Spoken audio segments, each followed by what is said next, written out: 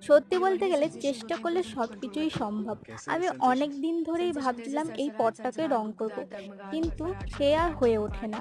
আর আমি কোনোদিন সেরম আঁকাআঁকি করিও নি।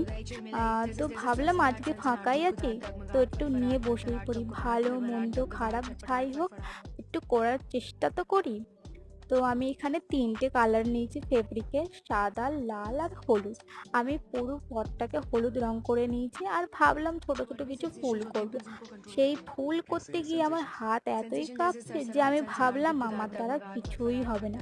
তারপর মা পাশ থেকে বলছে, "তুই চেষ্টা করেই দেখ না, ভালো মন্দ যাই হোক কিছু তো একটা হবে, তুই চেষ্টা তো কর।" সেই ভেবে আমি আরেকটা ফুল করতে আরম্ভ করে দিলাম।